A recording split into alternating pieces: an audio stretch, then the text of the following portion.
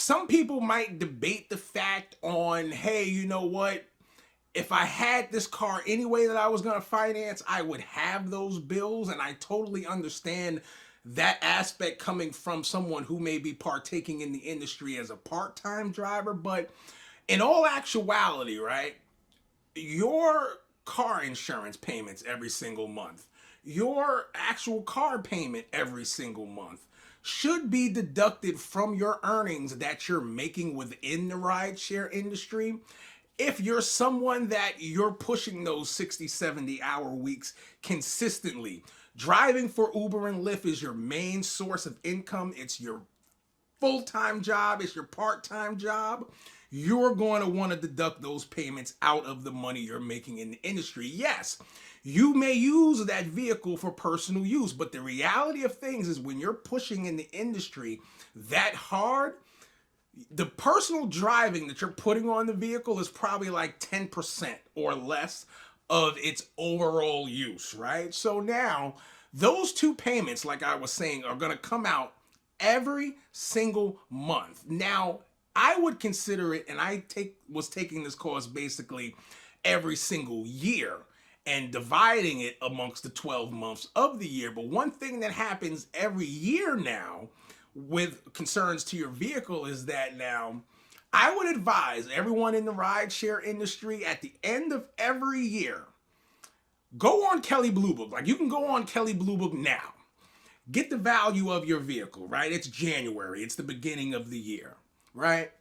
At the end of this year, at the end of 2025, December 31st, January 1st, 2026, go back on to Kelley Blue Book and get the now value of your car after you've beat it up all year, right? And you put 60, 70, 80,000 miles on that car this year. Go back and you get the Kelley Blue Book for it, right? You will probably find, most definitely, that your car has depreciated by thousands of dollars, right? You have to take that into consideration now with how much money you made in the industry this entire year of 2025, right? So I am going to do some calculations here because I'm just kind of throwing that out there now to kind of see. So I want to take this guy as an example. He's making $1,800 a week, right?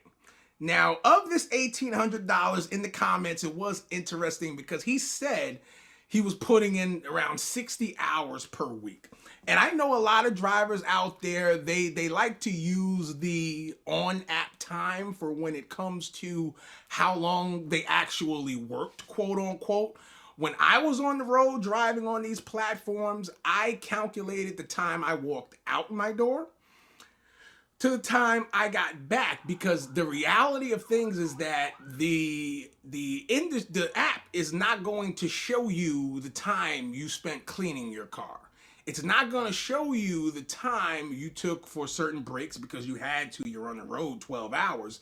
It's not going to show you where at the end of your shift you were an hour place now away from where you live and you had to take that hour back to drive in. So anytime you see someone and they have, 60 hours of time on the app, just know that actually translates to 70 hours, plus. But I'm going to use, since he said 60, I'm going to use an example case of working a 70-hour week, making $1,800 per week before expenses in the rideshare industry. It's going to be pretty much safe to say, if we get into the initial numbers of what actually happens, right? Your main obvious expense is gas. So now, if we go ahead and we take a look, now I'm going to be honest.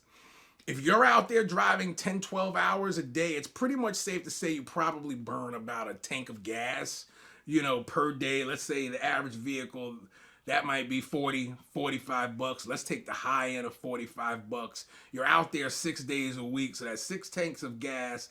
That runs you approximately $270 now per week. And see, I'm in the New York, New Jersey area. We have tolls up here. understand most of you guys out there probably don't have to deduct tolls, but there might even be some tolls in that. Like drivers up here, if they tell you they made $1,800 before expenses for the week, they also have to deduct, you know, some tolls in that also. Let's hypothetically say, let's just kick in 30 bucks for tolls. Let's put even 300 bucks for the week on expenses for when and now. We just covered gas and tolls only on the vehicle, right?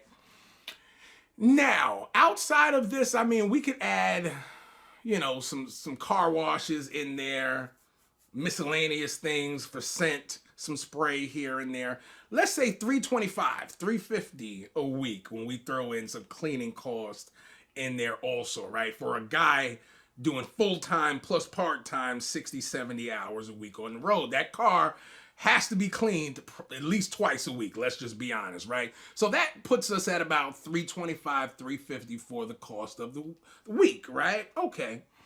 Now, when we deduct that, let's say 325, let's give them the benefit of the doubt, right? Out of the 1,800.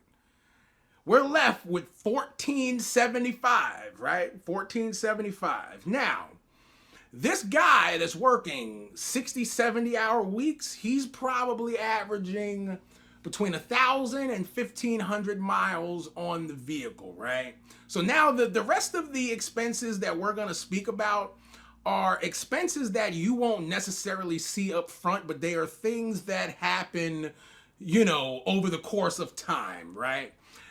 I would say you would definitely, the next expense that you're going to run into now, we're going to go into the maintenance category, right? So now we're going to total these numbers up for the year, and then we're going to divide them by 12, the amount of months that are in the year, right?